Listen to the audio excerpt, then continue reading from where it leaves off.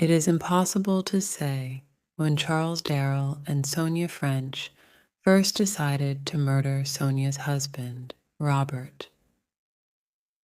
Robert was nearly twice as old as Sonia, and he married her 10 years before Charles Darrell came into her life. For 8 of those years, Sonia was bored with her husband, although he did not seem to realize this. He was more interested in his books and the silver which he bought. Sonia and Charles were lovers for 6 months before things became difficult. People were beginning to talk, and it could not be long before Robert found out about them. Robert will never give me a divorce, thought Sonia, and Charles and I have no money of our own. But Sonia knew that Robert's silver alone was worth enough money to make life very comfortable for her and Charles. By a strange accident, it was a policeman who gave them the idea for their murder plan. The inspector made a surprise visit to the French's house one evening.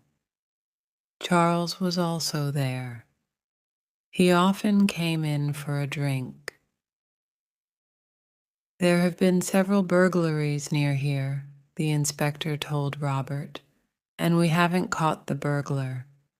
We know who he is, and it can't be long before we catch him, but we're very worried. He carries a gun, and we're almost sure he has killed a man. Now this house is in a very lonely place. Mr. Darrell is your only neighbor. You also have a lot of valuable silver. What are you trying to say? Asked Robert. I'm saying that it's sensible to be careful, said the inspector. Very careful.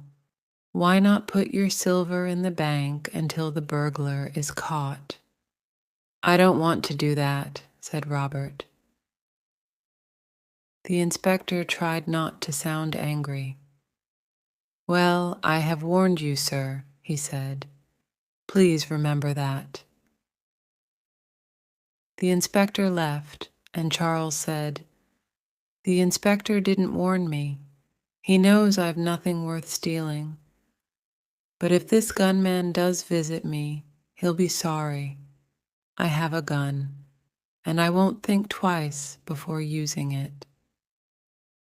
He was tall and strong, and Sonia thought he was very good looking, and she did not try to hide her feelings. I feel sorry for the burglar who tries to frighten you, Charles, she said. 3 nights later, Sonia was lying awake in her bed. Robert was asleep. It was 10 minutes to 2. Sonia was excited. 10 minutes before Charles enters the house, she thought. It was 10 long minutes. And then she heard a noise, glass breaking, followed by the sound of a window as it was pushed up. Robert did not wake up. Sonia waited until she heard the sound of Charles climbing through the open window. Then she reached across to Robert's bed. Robert, she was shaking him. Wake up! There's somebody downstairs. Robert woke slowly. What? Someone downstairs? No, I'm sure you're... He sat up in bed, awake now. There is someone. I'll have to go down, I suppose. He put on his old gray dressing gown and went out of the room. Sonia waited in the dark.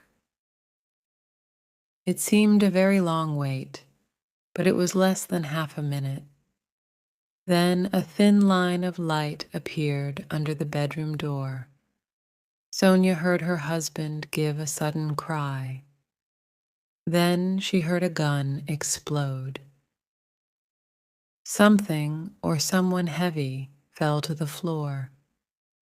Then a door was banged open, and there was the sound of running feet outside the house. Sonia waited. Charles must have time to escape before I call the police, she thought. She put on her bedside light and got out of bed. Now it was all over. She felt strangely calm. She knew what she was going to say to the police. How soon could she marry Charles? 6 months from now? They could go to Venice for a holiday after they were married. She had always wanted to see Venice. Then the door opened, and Robert walked in. For a long moment, Sonia could only look at him, her stomach sick with fear. He looked back at her, silent, white-faced and untidy, but alive. "What? What happened?" she said. "He got away," said Robert. "I'm afraid he's taken some of my best silver with him. I wish now I had listened to the inspector and sent it to the bank." "But I heard a gun," said Sonia. "I thought you're not hurt, Robert." "No, Sonia, I'm not hurt," said Robert. "But I have some bad news. It's Charles. I think the dear, brave man was watching the house and followed the burglar in to try and help us. He's at the bottom of the stairs. I'm afraid there is nothing that we can do for him." Sonia fell forwards, her eyes closing, and Robert caught her. He carried her to the bed, then went downstairs. When he reached the bottom, he had to step over the body. He did this calmly, stepping around the blood on the carpet. But when he walked into the room where he kept his silver, he wanted to cry. All of the best pieces were gone. He closed the door and went into his study.